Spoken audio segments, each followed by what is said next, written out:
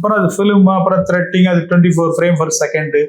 அது வந்து 18 ஃப்ரேம்னா அது ஃபாஸ்ட்டாக மோஷனை காட்டும், ஃப்ரேம்ஸ் அதிகப்படுத்தினா அது ஸ்லோவாக காட்டும் மோஷனை. அப்படிங்கிறதுனால நான் ஃபிலிம் இன்ஸ்டியூட்ல வந்து படிக்கிறேன். அப்போ ஆனால் அந்த எப்பவுமே இந்த ஆப்ரேட்டர் ரூம் வந்து ஒரு பெரிய எங்களுக்கு சொர்க்கம் மாதிரி. அவர் பயங்கரமான ஆளு அப்படின்னு நம்ம ஊர்ல. ஏன்னா அவர் ரூமுக்குள்ள அவர் எப்போ வேணாலும் படம் பார்க்கலாம். அவருக்கு பெயின் வேறையா இருக்கலாம். ஆனா நமக்கு அதனாலதான் எனக்கு சினிமா பேரடைஸ் ரொம்ப பிடிக்கும். அந்த படம் பாத்திருக்கீங்களா? சினிமா பேரடைஸ் வந்து உலக சினிமாக்கள்ல முக்கியமான படங்கள்ல சினிமா பேரடைஸும் உண்டு. இந்த வேர்ல்டு வார் 2ல வந்து இத்தாலியனுடைய நகர்ப்புறங்கள்ல வந்து அந்த ஆபரேட்டர் வந்து மக்கள் சினிமா பார்க்க காசு இல்லாம தேட்டருக்கு வராது, இந்த ப்ரொஜெக்டர் செவத்துல திருப்பி அடிப்பார். சினிமா பேரடைஸ் வந்து பெரிய இம்பாக்ட் பண்ண படம். அது லைஃப் இஸ் பியூட்டிஃபுல், இந்த மாதிரி படங்கள். அது சினிமா, அது லைஃப்.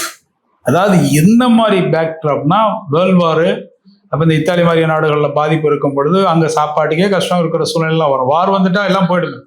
இப்போ நாளைக்கே வரட்டோங்க, நம்ம பீச்சாலாம் ஆர்டர் பண்ண முடியாது இல்லையா, எடுத்து மூடிட்டு ஓடுறான். எங்கேயாவது ஒளி காசா பார்த்தீங்க இல்லையா, என்ன கொடூரம். சாப்பாட்டுக்கு எப்படி நீட்டுறாங்க பார்த்தீங்களா? இது இவன் ரெண்டு பேருடைய ஈகோனால, ரெண்டு தேசம் ஈகோனால அவன் சாகுறான் பார்த்தீங்களா? அப்போ அதே ஊர்ல தானே இதெல்லாம் வித்துக்கிட்டு இருந்துச்சு, எல்லா பொருளும் தானே வித்துக்கிட்டது. ஆனால் சார் அது பார்த்துருப்பீங்க அந்த ஃபோட்டோகிராஃப்ஸ், அந்த வீடியோலாம்.